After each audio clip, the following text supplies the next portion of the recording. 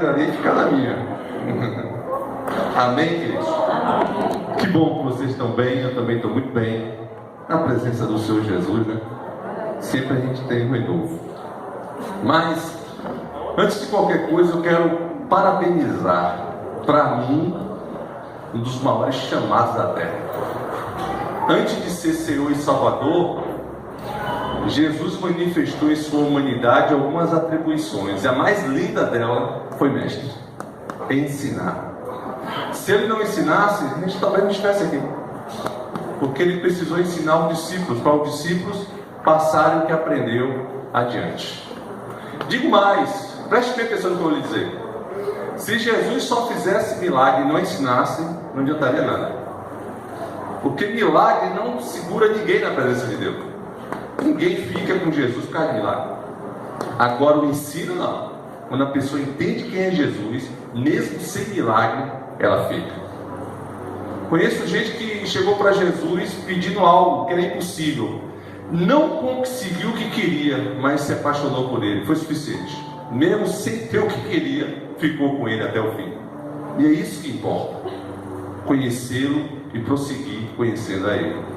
Por isso eu quero chamar aqui na frente todos os mestres dessa igreja, toda pessoa que ensina. Eu quero orar por você, professor, professora. Se tem algum aqui que ensina, eu quero honrá-los nesse dia, porque para mim é uma das tarefas mais difíceis e injustas da terra, para mim, aqui no Brasil principalmente, porque eu não posso falar em nome dos outros países, né? Eu não conheço a situação. Eu ouvi dizer que no Japão é a única profissão que não precisa se prostrar para o imperador. Não sei se é verdade. Não sei se é verdade. Mas o nosso país, infelizmente, tem deixado a desejar. Hiper desvalorizados, né? Cada um aqui que tem uma profissão, que faz alguma coisa, tem que ter uma tia na vida, um mestre, um professor, uma professora. Eu mesmo, com 46 anos, peguei a época que professora tinha autorização para dar um tapa na mão da criança. Nunca me fez mal, só me fez bem. Então quando eu aprontava, ela vinha, pá, na mão, né? E chegava em casa e dizia, deu uns tapas na mão, viu papai? E ainda recebia a sua em casa também. Eu não vi ninguém dar para ruim, não vi ninguém traumatizado, ao contrário, pensa numa geração de caráter. E hoje, muitos desses valores se perderam. O professor tem que ver filho dos outros botar o dedo na cara, até às vezes espancar e ficar quieto, porque tem medo ainda da família vir fazer alguma coisa. Eu tenho certeza que Deus está trabalhando. Amém? Cadê as meninas do Ministério Infantil? Também ensina. Minha filha, a lição de vocês é tão grande quanto a delas que estão aqui. Experimenta mandar um desses aí subir para cuidar de criança lá em cima. Meu Deus do céu, você merece uma medalha também. Não é fácil, é muito forte. Então eu quero honrá-los, pedir ao Senhor que continue dando ânimo, porque para ser professor no Brasil tem que amar, né? Se não amar, ser professor. Para mim, professor sai do ventre como professor, com amor no ensino. E tenho na minha vida muitos homens e mulheres que me ajudaram no meu crescimento como homem. Infelizmente, muitos deles já foram embora. Alguns encontro até hoje em Santo Antônio. E chego para eles e agradeço. Alguns lembram de mim, outros não, porque eu fui seu aluno. E ele, com aquele sorriso, aqui é minha família, minha esposa, meus filhos, para mostrar para eles que eles conseguiram. Então eu quero convidar você a ficar de pé, e levantar suas mãos para cá. A coisa mais preciosa que a gente tem é a gente conseguir passar o que entende. Vocês talvez pensem que não estejam fazendo nada, mas tem muita gente sendo formada pelo esforço de vocês. Eu louvo ao Senhor por isso. Continue firme. Vamos orar? Pai, eu quero te agradecer. Para mim, uma das coisas mais lindas que o Senhor nos deixou na terra foi o ensino. E o Senhor levantou e capacitou pessoas para instruir, porque é uma arte. Colocar para fora o que sabe e fazer os outros entender é uma arte. E é um dom dado por ti. Eu quero liberar sobre essas professoras que estão aqui uma palavra de força, de ânimo, que elas não desistam. A missão delas é muito linda. A missão delas é aquela missão que parece que elas não estão fazendo nada, mas homens e mulheres estão sendo formados todo dia alegrias por causa da dedicação deles e delas. Eu quero liberar sobre a vida deles uma graça maravilhosa do Senhor. Que eles recebam da mesma medida que estão dando, sem perceber, sejam abençoados por Ti. E com menos esperarem, estarão juntos da tão sonhada bênção que tanto querem. Que isso aconteça para a glória do Seu nome. Que outros e outros alunos, crianças, adolescentes passem pela vida delas. E que elas ensinem e aprendam em nome do Senhor Jesus. Amém. Vamos aplaudir os professores. Pode ir para o seu lugar.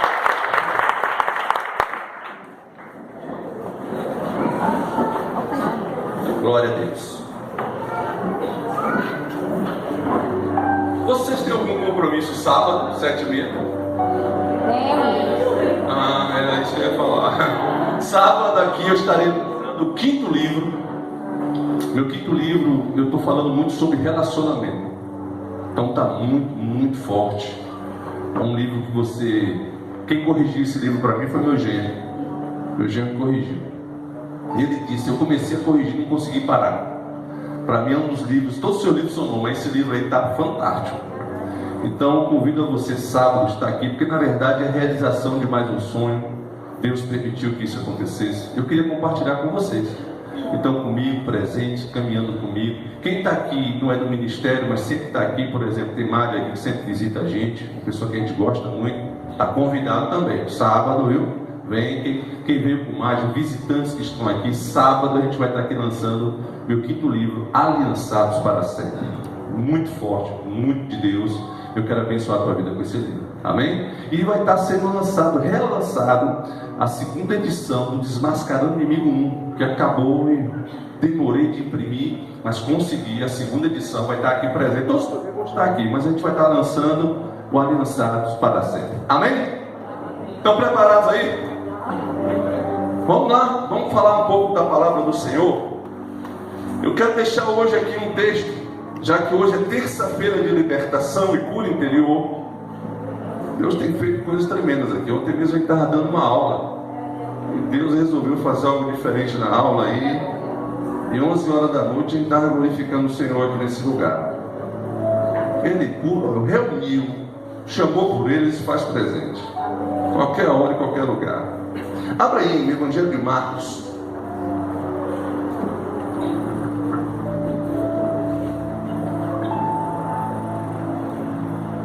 E vamos ler apenas 2 versículos do capítulo 9. Depois eu vou discorrer o que está acontecendo, mas eu quero focar em 2 versículos do capítulo 9. O versículo 21 e o versículo 22. Marcos 9, 21 e 22. Marcos 9, 21 e 22. Todos acharam? Digam amém. 21 diz assim: perguntou ao pai dele: quanto tempo há que sucede isso? E disse ele: desde a infância. E muitas vezes tem lançado no fogo e na água para destruir. Mas se tu podes fazer alguma coisa, tem compaixão de nós e ajuda-nos. Amém? Deixa a Bíblia aberta. Eu quero pregar sobre isso aí. Tenho certeza que Deus está aqui no nosso meio e Ele vai falar poderosamente ao seu coração. Mas a gente precisa entender algumas questões que estão na Bíblia. Esses dias eu estava lendo a Bíblia e vendo as riquezas de detalhes e os protagonismos que existem na Bíblia acerca das pessoas que foram agraciadas por Jesus. Fiquei pensando, se quem escrevesse a Bíblia apenas dissesse: Jesus curou um cego, Jesus curou um coxo, Jesus expulsou um demônio, talvez fosse suficiente. A honra e a glória seria de quem? Dele, do mesmo jeito. A gente estaria aqui falando de um homem que era Deus e como homem fez grandes milagres na terra. Mas é interessante o protagonismo que a Bíblia dá aos personagens que encontram Jesus, os detalhes do que acontece. Para mim, as maiores riquezas não está no ato em si do milagre, mas tudo o que acontece ao redor do milagre. Antes de acontecer o milagre, que é o grande foco de todo mundo, que põe o olho e diz, o cego enxergou, o coxo andou. Antes disso acontecer, há detalhes do milagre que chamam muita atenção. E se estão escritos aí, é para nos dar uma lição linda. Muito linda. Quando Jesus, ele chamava alguém, ou encontrava alguém no caminho, e fazia aquele grande milagre, a lição que ele dava ali era muito maior do que o poder que estava acontecendo. Esse texto vai falar sobre isso. É mais um texto que tem uma lição linda e traz uma conotação muito forte na questão da ligação que existe de alma entre as pessoas da mesma família. Esse texto vai provar isso. Mais do que isso, esse texto vai denunciar a fonte que há e como ela tem o poder de liberar alguém ou de frustrá-lo. Você vai ver. É preciso saber que é no seio familiar, é nas afetividades íntimas que a gente desenvolve o desejo e a habilidade. Se você tem desejo e não sabe como trazê-lo à existência, você vai ficar atrofiado, não vai sair do lugar. Mas se você tem habilidade e não tem desejo, você se torna impotente. Eu conheço pessoas que querem fazer, sonham em fazer, mas não conseguem. Talvez eu esteja pregando para alguns aqui. Tem todo o projeto na mente, no coração, sabe o que quer, sabe o seu chamado, muitas vezes determinou, eu quero isso aqui, Senhor, estou pronto para isso aqui, mas não conseguiu romper. Quando tentou andar, se frustrou e parou novamente. Assim como eu conheço gente aqui também que está me ouvindo, que tem até habilidade, estudou, sabe orar, sabe ter uma oração, sabe se conduzir com pessoas, mas não tem um desejo, não queimou. E ela fica o tempo todo dizendo, deixa Deus falar comigo, deixa Deus tocar aqui, mas na verdade não é isso, é o que esse texto vai provar. Não tem nada a ver com a falta de habilidade, nem tem nada a ver com excesso de desejo, tem a ver com a coisa mais perigosa que pode acontecer com uma pessoa em seus sentimentos e emoções. Pergunta o que é? Incapacidade emocional. Você já sentiu uma sensação de impotência? Já se deparou com alguma situação e disse, nossa, eu não sei o que fazer. Eu não sei o que fazer. E às vezes não era nada difícil. O que estava diante de você não é uma barreira grande, mas você não conseguiu. É a sensação que a gente sente de alguém botar uma arma na nossa frente e tomar algo que a gente suou a vida toda para ter. É quase a mesma sensação. Está diante de nós, saindo da nossa frente, está assumindo algo que a gente nunca esperou perder. Às vezes eu encontro pessoas pelo meio do caminho que ficaram impotentes lá atrás e até hoje não saíram desse lugar. Eu quero falar um pouco essa noite sobre memórias afetivas, o poder que elas têm de castrar ou de tirar o desejo do coração. Todo mundo que está me ouvindo aqui vive baseado nessas memórias. Toda a sua potencialidade, o que você se tornou, a esperança que você tem de um mundo melhor, ou a sensação de que não vale mais a pena viver, ou até mesmo aquele momento que você olha e perde a motivação. Tudo isso tem a ver com a memória afetiva. Esse texto vai provar isso. A Bíblia diz que Jesus estava caminhando e de repente ele vê uma multidão se juntando ao redor de um homem, e junto da multidão os discípulos, e eles estavam ali todos discutindo. Ele se aproxima e pergunta, o que é que está acontecendo aqui? E alguém diz, mestre, eu estava com essa criança e ela tem um problema sério, ela é acometida por um mal que toma conta dela, e eu pedi aos teus discípulos para expulsar e eles não conseguiram. E Jesus olha para os discípulos e olha para aquele povo e fala, ô geração incrédula, até quando estarei com vocês e vocês não vão entender quem eu sou? E ele diz assim, aonde está o menino? E o pai traz o menino na presença de Jesus. E quando o demônio que está no menino vê Jesus, ele se manifesta furiosamente e começa fazer o menino ter uma crise convulsiva. E quem já viu crise convulsiva sabe o que acontece. A boca espuma, a pessoa fica se debatendo, perde o controle da sua coordenação motora, e é isso que está acontecendo diante de todo mundo. O demônio pega o menino ali e faz aquele auê quando vê Jesus. De todo mundo da expectativa, ele vai fazer um grande milagre. E quando esperavam que ele fizesse algo, que levantasse a mão, que dissesse ao demônio, sai! Ele olha para o pai e faz uma pergunta que destrói o pai por dentro. Ele pergunta ao pai, há quanto tempo o menino está assim? Parece ser uma pergunta normal, mas para quem tem anos vendo um filho sendo tomado por um demônio todos os dias, e esse demônio, quando entrava nessa criança, tentava matá-lo, jogando no fogo, na água, para uma pessoa que perdeu anos e anos de sua vida, perdeu anos e anos da sua afetividade com o seu filho, não foi fácil para aquele homem responder isso. Não foi fácil para ele ter que pensar em todos os dias que ele se sentiu impotente.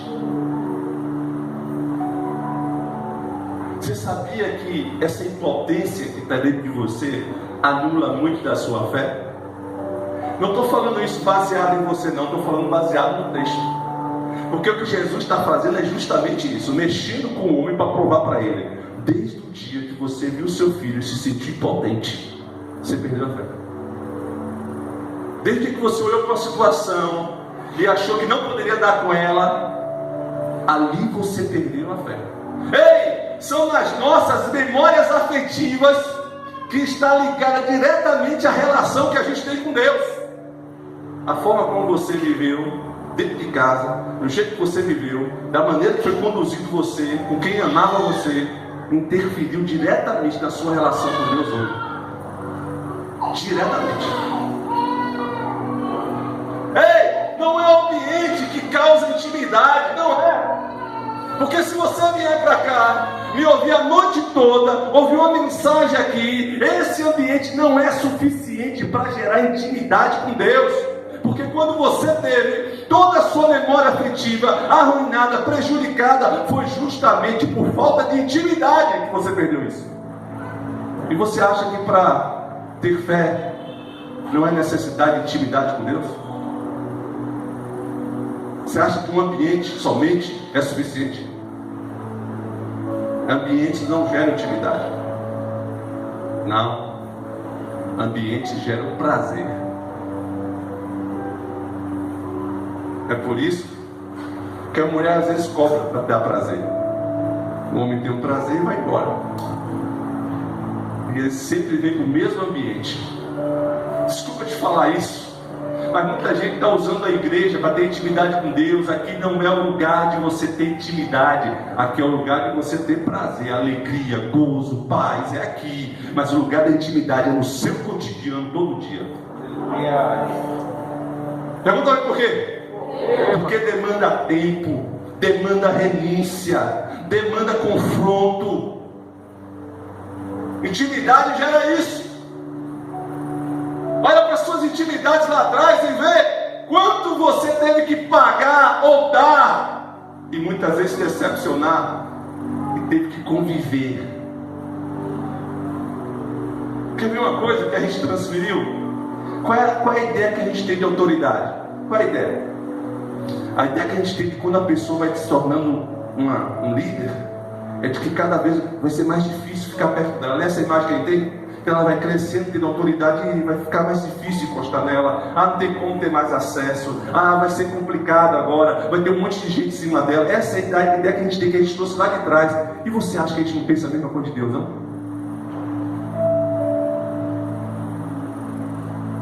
Jesus está diante de um homem com as memórias afetivas abaladas. Sabe quando foi que você começou a perder a sua fé? Não foi porque você entrou na igreja e se decepcionou com ninguém, não, nem com o pastor, nem com ninguém, não. Foi lá atrás, começou lá atrás. Quando alguém que deveria te amar te prejudicou. Quando alguém que deveria lhe dar algo básico não deu. quando você gerou expectativa em alguém que estava com você e ela não correspondeu, tudo isso atrofiou e causou impotência emocional.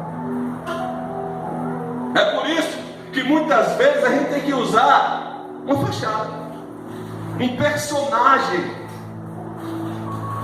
A gente usa um personagem onde vai. A gente vem para a igreja e traz o personagem, vai para o trabalho amanhã e põe o personagem, porque a única forma de viver é com esse personagem.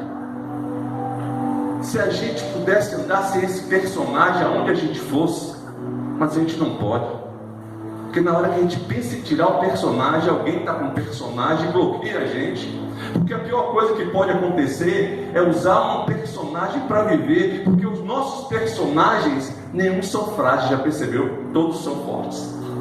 Super-homens, super-mulheres, que pode tudo. Quando a gente pensa em tirar essa capa, alguém se mostra forte. Quem vai se mostrar fraco para quem está forte? Ei, deixa eu perguntar uma coisa para você, que a pergunta de Jesus, se Jesus chegasse agora para você e fizesse a mesma pergunta que ele fez para o Pai, há quanto tempo você está assim? Pergunta para o seu irmão, há quanto tempo você está assim? O que é que você responderia para ele? Qual era a sua resposta? Há quanto tempo aconteceu isso? Quando foi que você começou a desanimar? Quando foi que você começou a se acostumar com Jesus? Quando foi? Quando foi que você perdeu a fé? Quando foi que você desanimou? Quando foi? Lembra aí. Parece ser uma pergunta fácil, mas quando a gente começa a pensar, vem um monte de lembrança na cabeça. Agora olha que coisa interessante. Jesus faz essa pergunta para esse pai, e o pai dá uma resposta que talvez seja a que nós daríamos a ele. Olha comigo no versículo de número 22 e veja o que está acontecendo. O pai, no versículo 21, diz a Jesus que, aliás, Jesus pergunta ao pai desde quando acontece isso. E o pai diz a ele, desde a infância. É a infância, a hora, no momento da infância, onde está a etapa mais importante das afetividades emocionais. É a infância que libera o caráter de um filho. É a infância que libera simplesmente os desejos, a habilidade dele. É da infância. E nessa infância dessa criança aqui, o pai teve que lidar com o demônio.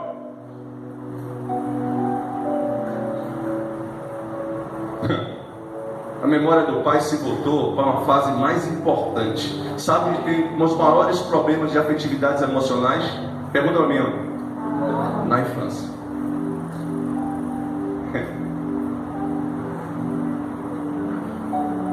É na infância. Apesar de muitos de nós aqui não ter sido acometidos por um demônio, mas existiram fases das nossas vidas, quando era infantil, que às vezes a gente sentia na água, sentia no fogo. Às vezes a gente apanhava sem saber. Às vezes não tinha motivo para se fazer algum mal. Às vezes a gente era atrofiado em alguma coisa que a gente tanto queria.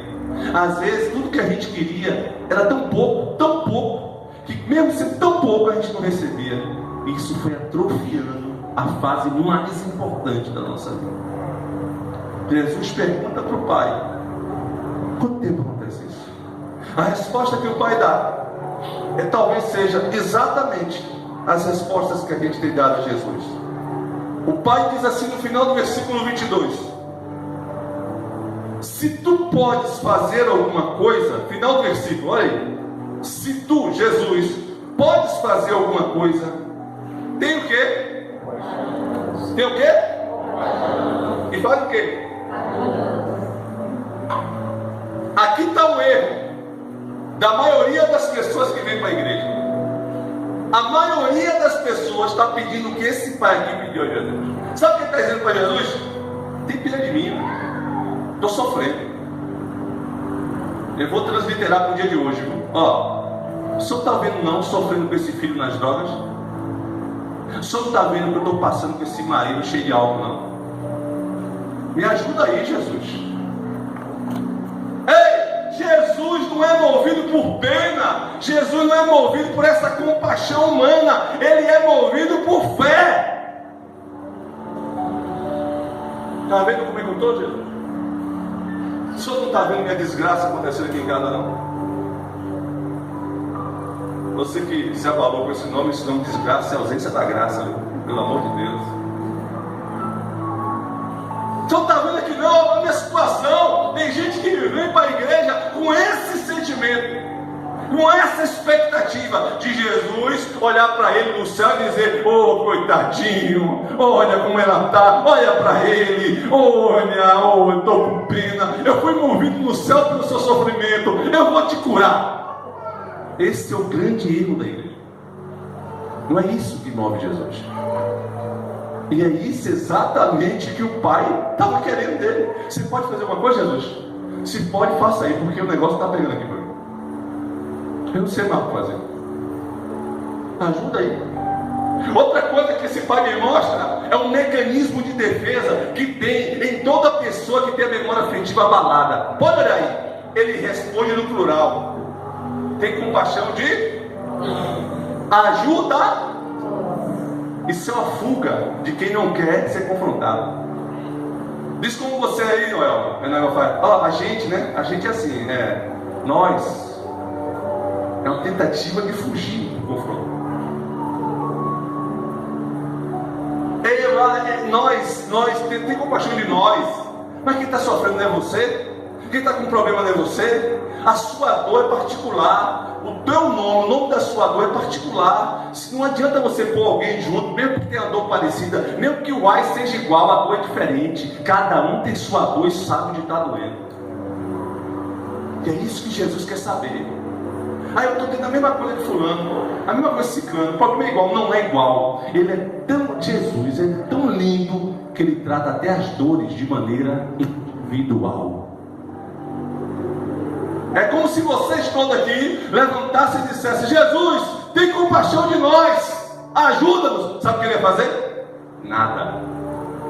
Porque Jesus não tem compaixão de multidão. Ele não é um Deus de multidão. Ele é o Deus de cada um. Ele nos conhece pelo nome. Então não adianta tentar se esconder. Não adianta se camuflar, não adianta correr. Não adianta. Quando ele pega, ele quer falar, ele quer ouvir. Coisa interessante. Agora a pergunta que fica é: Jesus não sabia qual era o problema? Ele não era Deus? Jesus não sabia o que esse homem estava passando? Jesus não sabia o problema do menino? Sabia ou não sabia? Ele quer ouvir. Conta para mim, desde quando você está sofrendo. Conta. A gente trocou essa intimidade de conversar sobre nós pelo me dar. Me ajuda. Tem pena de mim. Trocamos a oração, começamos a fazer a oração errada. Quem tem intimidade conta os problemas, sim ou não? Quem tem intimidade conta os problemas. Essa coisa de me dar, ter pena de mim, é coisa de gente desfavorecida que encontra alguém que ela não conhece, mas tem condições de ajudar. Me ajuda aqui, faz alguma coisa comigo aqui. Você tem como? Eu não quero intimidade com você, eu só quero sua ajuda. Jesus é um Deus de intimidade. Quem quer intimidade com Jesus? Quem quer? Quem quer? Pastor, eu só pergunta quem quer, não é Jesus que escolhe. Não, é você. Ele te respeita e ele vai até onde você permite. Aí você fica enrolando e acha que está enrolando ele está, coitado. Vai ficar aí a vida toda tentando me enrolar, e quem está sendo enrolado é ele. Porque Jesus só vai onde você autoriza. Então ele pergunta para o pai: mas desde que dia está acontecendo isso? E o pai tem que lembrar. Agora olha só, olha o diálogo como vai ficar. Preste atenção. E como Jesus está tratando o pai em primeiro lugar, para depois tratar o filho. Preste atenção aí. Versículo 23. Você quer que eu opere mesmo, papai? Você quer que eu opere mesmo, igreja? Tu podes crer? Olha o que ele pergunta. Tu podes crer? Tudo é possível ao que crer. Aleluia! Sabe o que Jesus está fazendo? Pega lá, no dia que começou, que você perdeu a fé, e a partir dali começa a crer que eu vou começar a consertar a tua história. Aleluia! Glória a Deus! Pai, pastor, o problema era com o filho. Quem estava endemoniado foi o filho. Mas o pai estava doente na alma. E quando o pai adoece, o filho adoece também. Ele começa a curar o filho por quê? Hã? Como é que Deus restaura a relação do mundo com ele? Por quê? Hã? Ele mandou quem? O filho veio restaurar a intimidade com quem? Está percebendo isso? Não entendi ainda. Malaquias capítulo 4. Eu sou aquele que converterei o coração dos pais nos filhos, dos filhos, para que não haja maldição na terra. Já viu esse texto? Ele está curando o filho primeiro, sarando o pai. Porque se ele expulsa o demônio e deixa o pai como está, a obra não era completa. Ele só faz a obra completa, viu, querido? Aleluia. Você está orando aí, olhando para um lugar, ele quer fazer a obra completa. Você está orando por uma pessoa, ele está pensando em várias, você não faz nem ideia. Quando começar a agir, vai ser em várias pessoas. Inclusive você, diga para o seu irmão, inclusive você. Olha só, o pai que falava na segunda pessoa, na terceira pessoa, nós, ajuda-nos, tem compaixão. Quando ouve Jesus falar, tu pode crer, tudo é possível que crer. Olha a reação do pai, lê comigo aí que você vai ver o que é uma pessoa passando por um estágio de cura. Versículo de número 24. E logo o pai do menino, clamando com o quê? Clamando com o quê? Disse o quê? Eu creio, Senhor. Eu não vou falar mais a terceira pessoa. Eu preciso ser curado na minha incredulidade. O problema sou eu.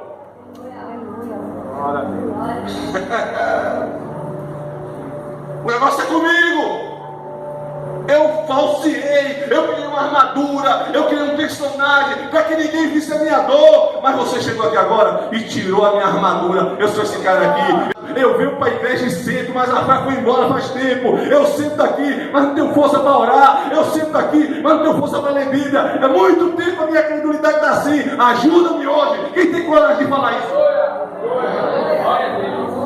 Diga para o seu irmão, vai se enganar, diga para ele. Você veio aqui, meu irmão, já foi. Agora você pode ir embora se quiser. Ajuda aqui, Senhor. Você foi em cima do problema. Você foi em cima, me sinto impotente. Tem algo aqui dentro de mim que me abalou. Vaiando e não sai. Sabe, até no começo eu começo a acreditar, ter fé, mas depois vai embora. Eu acho que não vai dar certo. Às vezes eu acho que o Senhor não olha para mim. Às vezes eu acho que eu não sou nada. No fundo, o que tem aqui é um cara ferido, magoado, um cara que está impotente. Jesus essa noite está dizendo: tu podes crer? Tudo é possível que crer.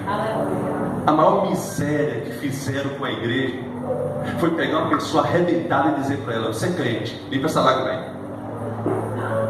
Não, anda com a cabeça em pé. Você é guerreiro do Senhor.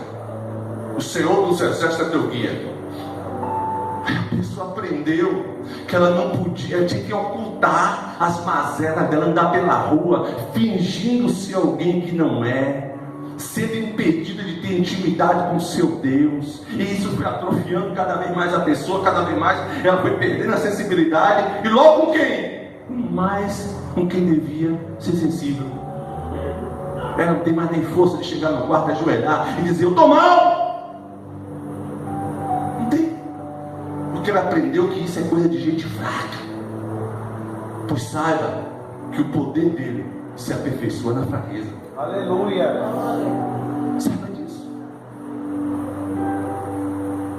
Ele não tem medo. Aquele pai está ali, todo sem saber o que fazer. E quando vê Jesus, Jesus disse: é o quê? Quando você lê esse texto e você chega até o momento, Herbert, que o pai leva o menino para Jesus, a ideia que você tem no texto é que o único que tem problema ali é quem? Você vê a multidão, os discípulos, Jesus, o pai e o O foco é todo em cima de quem? Esse é o grande erro. É o grande erro. Que eu tenho visto pessoas, não são vocês aqui não, é outras pessoas que eu conheço, que escondem as suas mazelas pelas mazelas dos outros. Eu vou orar por você, não está sentindo mal, é? Ela vai orar, só que ela está mais arrebentada que a pessoa.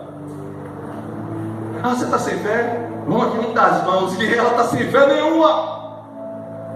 Ela aprendeu a se esconder na mazela dos outros, na miséria dos outros, na doença dos outros, como se ela não tivesse nada. Ei, quem tem Jesus no coração aqui? Você tem alguma ferida para ser tratada?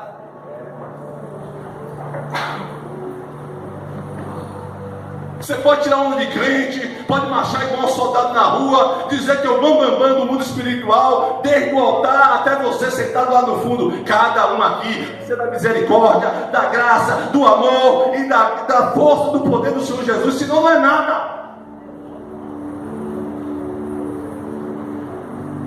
Nada. Quem está com problema é o menino, aí está tudo bem aqui. Curei, Jesus. Quem está esperando o Senhor curar? Jesus disse: o quê? Menino, é fácil curar. Expulsar um demônio é a coisa mais fácil. Viu, Márcio? Expulsar um demônio é a coisa mais simples. Difícil é tirar um rancor do coração.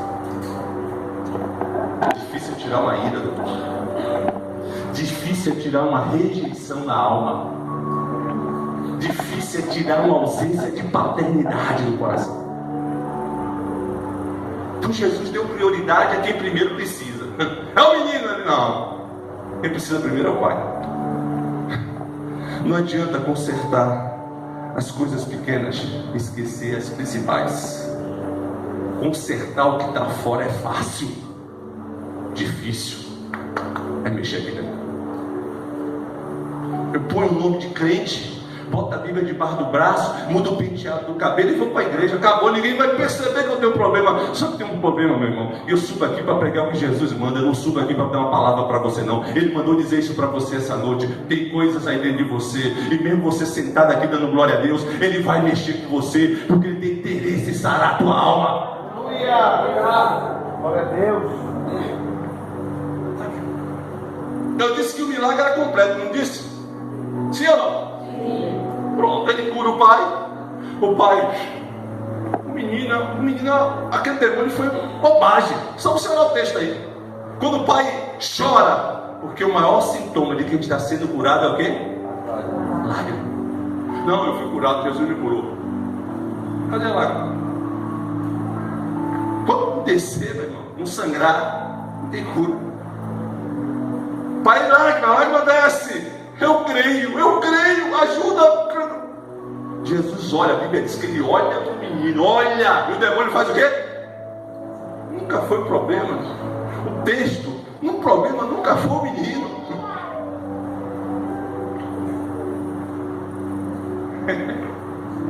Eu vejo hoje as notícias. Já percebeu como as maiores notícias hoje são desgraças alheias? Já perceberam isso? Já percebeu que a ênfase nos jornais são as misérias humanas? Por quê?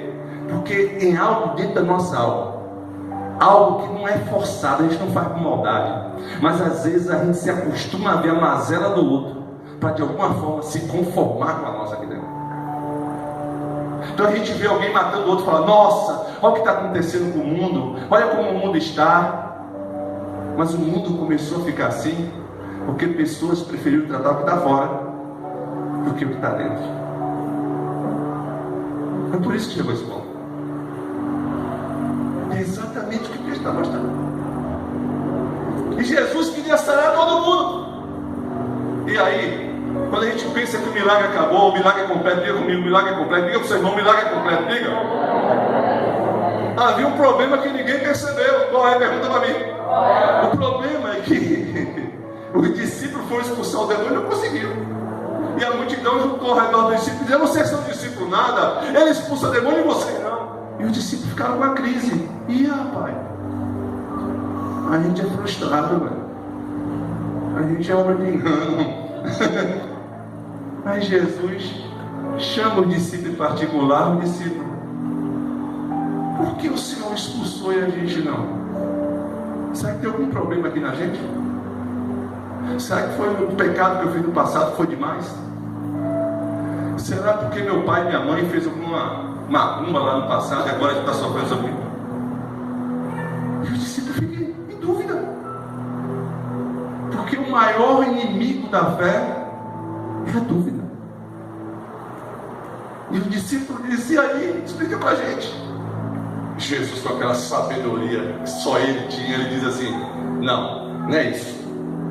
Tem casta que só sai com o quê? Tem casta que só sai com o quê? Tem casta que só sai. O que é isso, pastor? Pergunta a mim. Intimidade. Não existe intimidade para quem não quer pagar preço.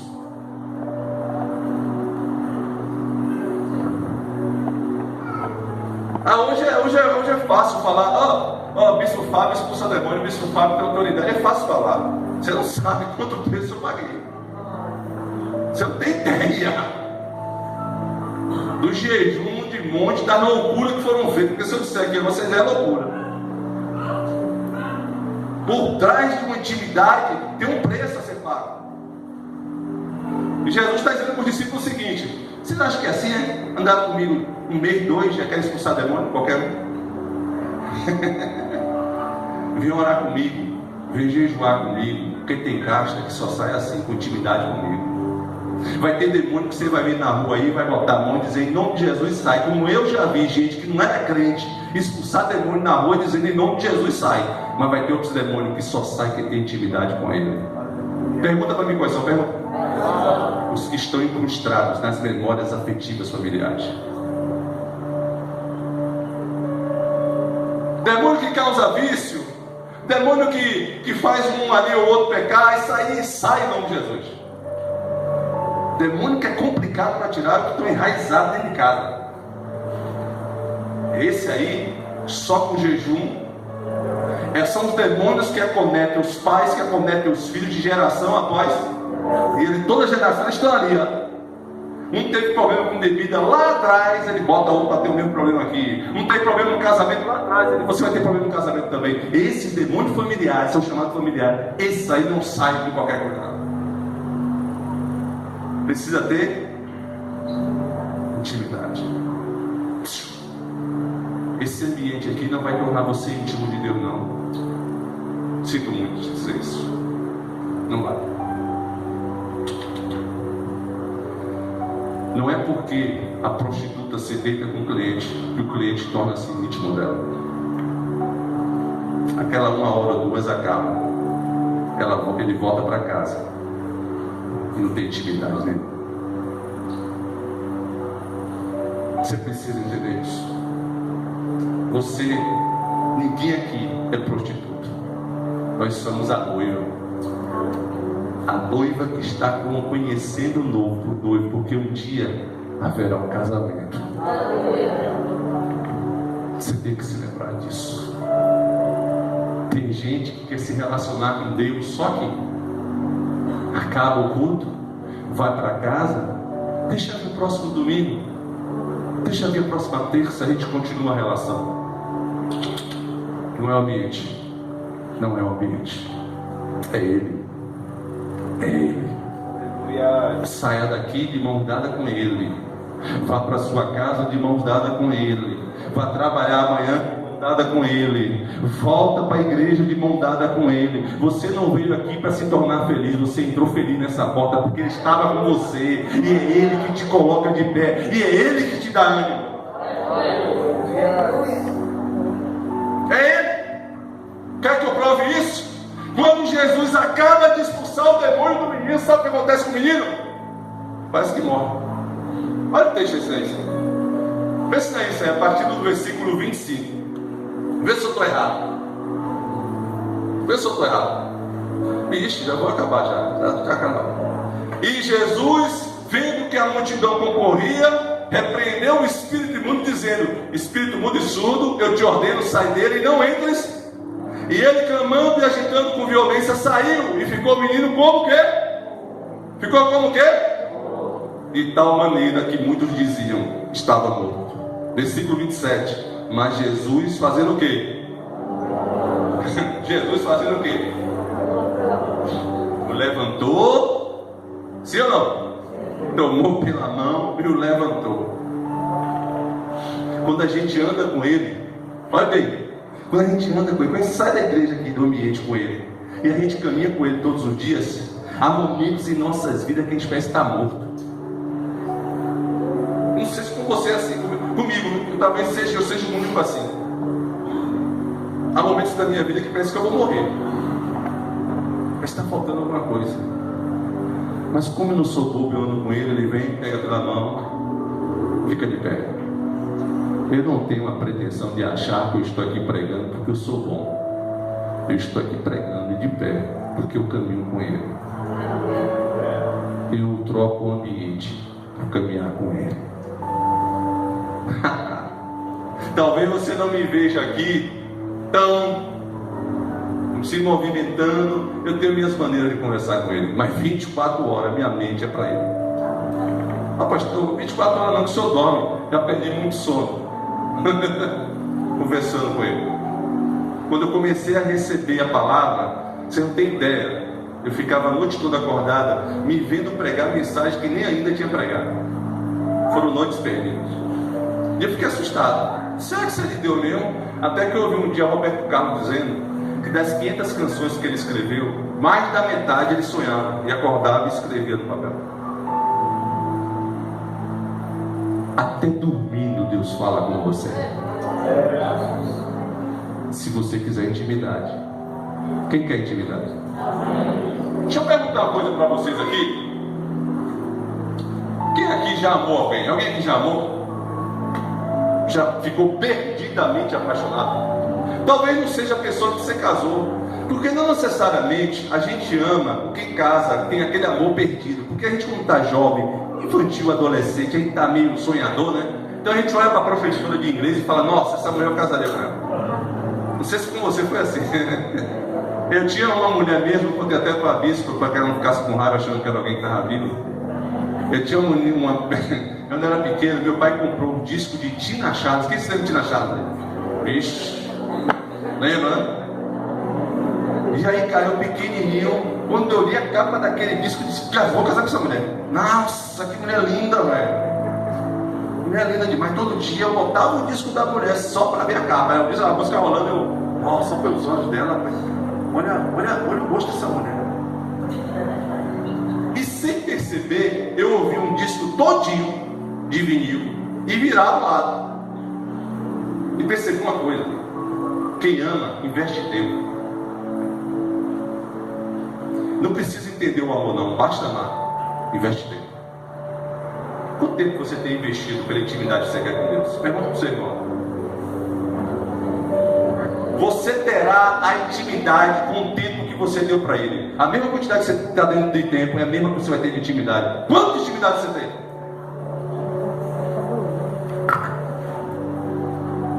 Confesso a você que eu não amo mais Tina Charles como antigamente. Mas volta e meia eu boto ela no YouTube quando ela tinha que dá um remake. Eu vou lá atrás, entendeu? Ela tinha as canções de discoteca. E eu vou lá atrás. Tem hora que eu boto, que tem no YouTube hoje, a gente pode ir no YouTube. E eu boto no YouTube e fico olhando. Rapaz, não é que era bonita mesmo, mano? E eu pude ver Tina Charles agora, ela está viva, ela está com quase 80 anos. E eu olhando Tina Charles, eu disse: não, agora eu não quero mesmo Tina Charles, não. Tina Charles, quando começou a fazer sucesso, foi no ano de 76. Eu aprendi outra coisa sobre quem ama. Quem ama, investe tempo. Quem ama, procura conhecer o ser amado. A gente está procurando intimidade com Deus muito mais para saber sobre nós do que saber sobre Ele. Você só vai saber a seu respeito quando você souber quem Ele é. Aleluia.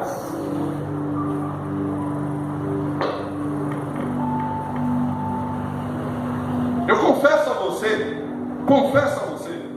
que eu não oro mais como orava antes, que eu não jejuo mais como jejuava antes, que eu não leio Bíblia como lia antes. E não tem problema nenhum com isso. Sabe por quê? Porque quando a gente gera intimidade, não precisa ficar dizendo todo dia: eu te amo. Eu gosto de você, eu quero você, porque na intimidade a gente tem certeza e confiança que Ele está conosco. Não é tempo de você parar de orar. Não é tempo de você parar de jejuar. Não é tempo de você parar de buscá-lo. Gere primeiro a intimidade, para depois você poder fazer isso. E para encerrar, para liberar você, depois dessa mensagem simples, olha para o texto aí. E veja o que eu vou deixar para você como base final para esse texto. Olha o que Jesus vai dizer no versículo de número 32. 32. Quando Jesus explicou aos discípulos que aquela caixa só sai com jejum e oração, depois Jesus partiu para Galileia e lá ele dizia aos discípulos que era necessário que ele, Jesus, fosse entregue aos homens para ser morto e ressuscitar o terceiro dia. E no versículo 32, a Bíblia diz que eles, os discípulos, não o quê? Não o quê? Não compreendiam e receavam, tinham medo de... Olha para mim. Quando a gente não tem intimidade, a gente fica com medo de conversar.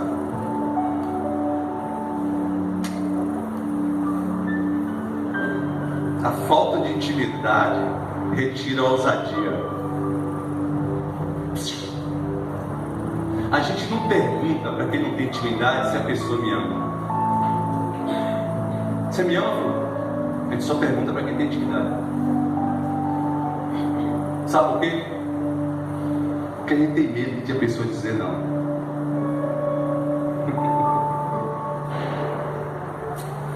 Você sempre vai ter de intimidade o mesmo que você investe de coração. Você se deu tanto para o mundo. O que é que o mundo te fez? Não pegue o mundo como base nessa relação com Cristo, porque Ele te amou antes do mundo, antes de você nascer. Ele já te amava. Você crê nisso? Fique de pé em nome de Jesus.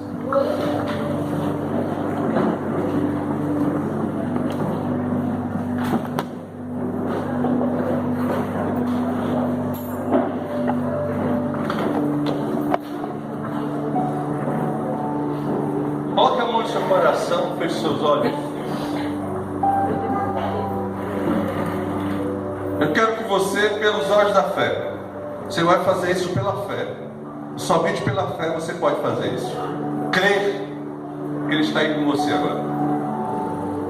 Está pegando em suas mãos, dando um abraço apertado, perguntando com todo carinho no seu ouvido, com todo carinho: há quanto tempo você está assim? Está ouvindo Ele perguntando? Há quanto tempo você está assim? Há quanto tempo o ambiente está valendo mais do que a minha intimidade? Há quanto tempo? Ele está dizendo para você assim: olha, estou aqui. Nunca te larguei, nunca te deixei, nunca te abandonei. Eu sou o mesmo ontem, hoje e eternamente. O que aconteceu? O que aconteceu que eu te vejo triste assim? O que aconteceu que está esse vazio aí dentro de você? O que aconteceu que eu te vejo buscando felicidade, alegria, e nada disso te preenche? Há quanto tempo acontece isso? Tu podes crer, meu filho. Tu podes crer, meu filho. Tudo é possível ao que crer. Para de falar comigo como se fosse um desconhecido. Para de falar comigo como se fosse alguém que pode te ajudar, mas que não te conhece. Para de falar comigo como se fosse alguém distante.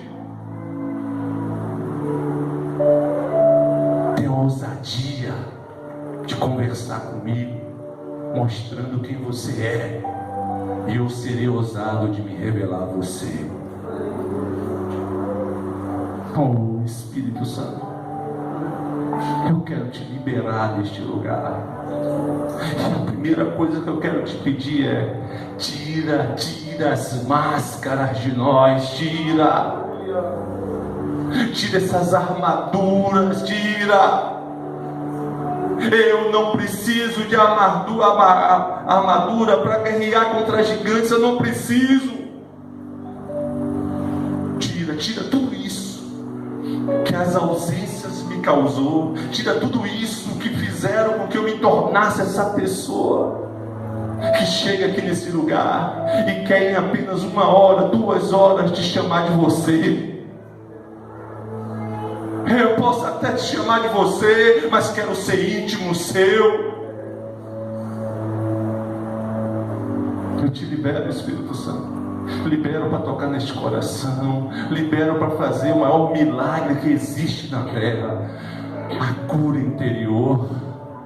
Libera o meu potencial, libera o que tem dentro aqui que estava preso, libera as memórias afetivas, sara elas essa noite, tudo aquilo que eu fui privado, tudo aquilo que foi tirado de mim, cada gota de alegria que foi arrancada e que se transforme agora num bálsamo, que eu possa viver aqui na terra já essa vida abundante que o Senhor tem para dar. Não, eu não estou mais sobrevivendo, eu estou vivendo em Cristo, eu estou vivendo em Cristo. Eu não sou um sobrevivente, eu estou vivendo em Cristo. Eu quero fazer isso a partir de agora. Eu te libero, Espírito Santo, para tocar nesse coração. Eu te libero para romper aí toda essa represa de fonte amarga que havia aqui dentro, para liberar essa represa que estava fechada. Libera um renovo, uma restauração sobre a vida de cada uma aqui essa noite, sobre a vida de cada uma aqui essa noite. Cada pessoa que está me ouvindo aqui, Pai, que entenda o que foi dito, que aquilo que o Senhor quer que ela entenda seja liberado na mente de cada um, no coração de cada um aqui agora, e cada um possa ver aquilo que o Senhor quer mostrar, entender aquilo que o Senhor quer falar, mas que seja um novo para a glória do Teu nome. Diga amém.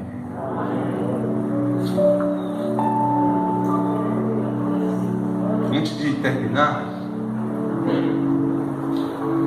eu quero usar o texto para finalizar essa mensagem. O texto diz que Jesus curou o filho pelo... Quero chamar aqui na frente apenas pessoas que têm a ver com o que foi dito aqui.